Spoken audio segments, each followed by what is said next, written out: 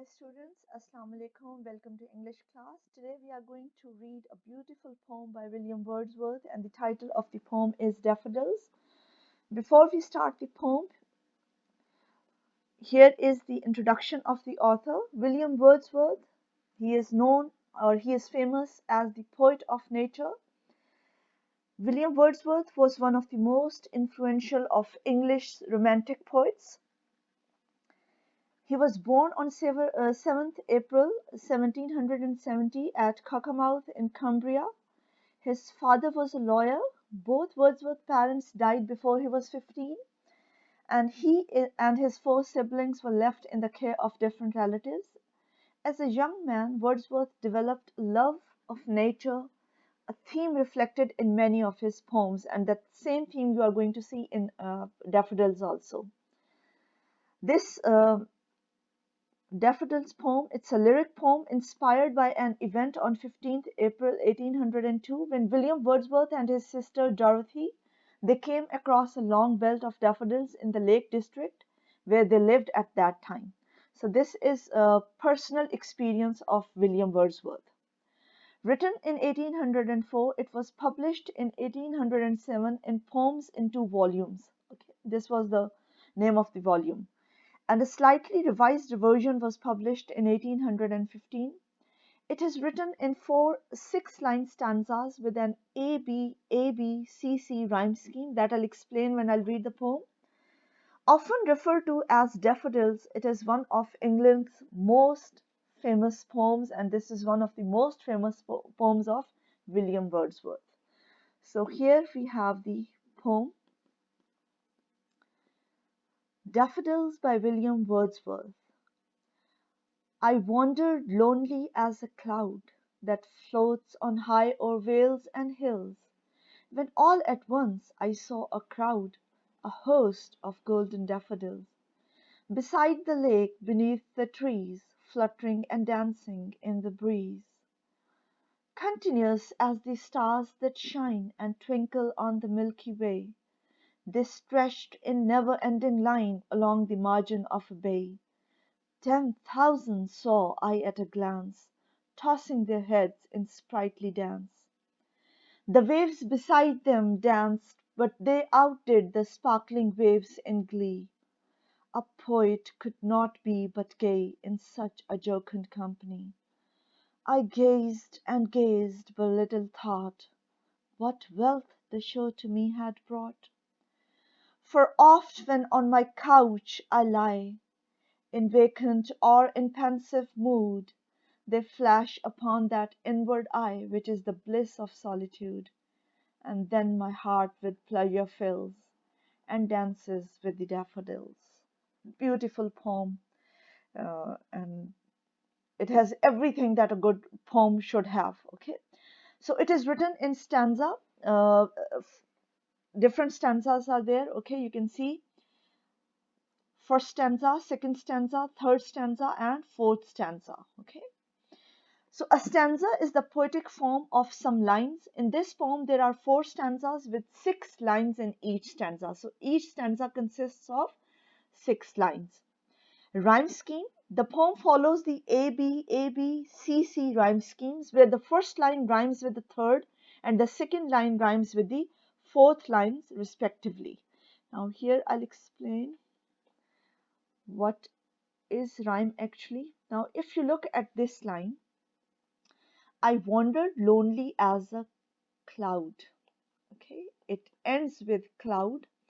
Then this line we will refer as A. Now the second line that floats on high o'er vales and hills. Now the second line ends with hill, but cloud and hills they don't rhyme. When the ending sound is same, we say that both the lines have the same rhyming. Okay. Now cloud and hills, cloud doesn't rhyme with hill, so second line we will refer as B. But then if you look at the third line, it says when all at once I saw a crowd, and crowd it rhymes with, it has the same ending sound as cloud. So again we'll refer this line as A. Then fourth line, it ends with daffodils, and daffodils has the same ending sound as hills. So we'll refer this line as B. And now fifth line, it ends with trees, which does not rhyme with A, B, okay? Neither with the first line nor with the second line.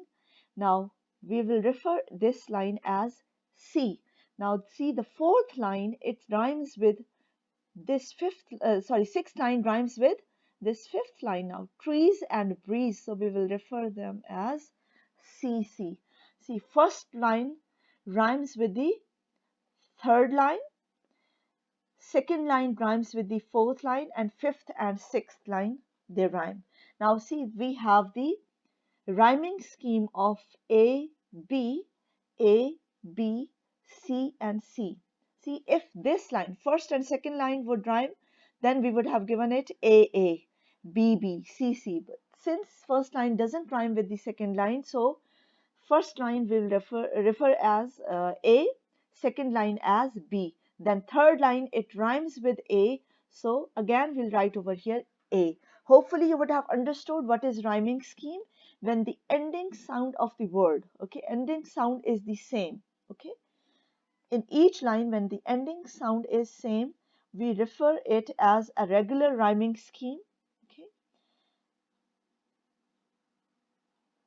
Now this poem has regular rhyming scheme, and it follows the rhyme scheme of AB, AB, and CC, which means where the first line rhymes with the third and the second line rhymes with the fourth line, and CC, that fifth and sixth line, they rhyme. Okay, so this was all about rhyming scheme. Now you can see over here daffodils. Okay, now daffodils, beautiful flowers, golden color, yellow, brightly colored flowers. Now here you can see 10,000 I saw at a glance. The infinite flowers. Okay. Now we'll see the poem stanza by stanza. One very important tip, that when you read the poetry, it's very important, if you need to paraphrase or you have to write down theme or summary, you should be familiar with the words. If you don't know the meanings of the words, it would be very difficult for you to understand it. Okay. So the first stanza, you can see over here, wandered. Wandered mean to walk aimlessly. Wandered, walked aimlessly. What does it mean? Wandered, walked aimlessly. Then you have the word over here, you can see apostrophe is used. It means here a letter or letters are omitted. Here the letter V is omitted. You are going to read it also in the same way. Or vales and hills. Vales, it refers to valleys. Okay. Crowd. Crowd and host both are collective nouns, and crowd and host are used for a large number of something. Okay. Golden. Golden refers to brightly colored. Okay. Daffodils. Beside the lake, beneath the trees. Beneath, a preposition, it means under. Fluttering and dancing in the breeze. Breeze is cool wind. Okay. And fluttering, what is fluttering? It is waving or tossing. It refers to flowers, daffodils. Now the first stanza, William Wordsworth's I wandered lonely as a cloud. I wandered lonely. This poem is also referred as, instead of daffodils, it is also referred as I wandered lonely as a cloud. The speaker uses the first person to personalize what he says and to give more depth and meaning to his words.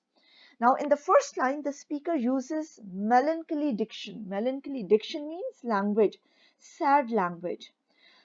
He uses sad language to describe how he wandered lonely as a cloud. He then shifts to a euphoric tone when he describes the host of golden daffodils. Now he uses descriptive imagery when he says they were fluttering and dancing in the breeze. The reader immediately senses that the speaker has brought to him or brought him to utopia. Utopia is an imaginary world which is similar to paradise or heaven. Okay, the peaceful language and the description of the beauty allows the reader to feel carefree and at ease, and he feels the same ease and carefree attitude as William Wordsworth is feeling. Okay, so this is about the first stanza. Now, the first stanza, it describes the beauty of the daffodils, which has lifted the mind of the poet and spirit of the poet. His imagination and his poetic instincts, they have come to the fore, they are at the peak. He could see himself as a cloud floating past the golden colored daffodils on the ground, where some trees stood beside a lake, and daffodils were underneath those trees. The flowers were swaying, they were moving, they were tossing in the breeze, and this gentle movement enhanced their attraction. So, this is the explanation or paraphrasing of the first stanza. Hopefully, you would have understood. Thank you so much for listening.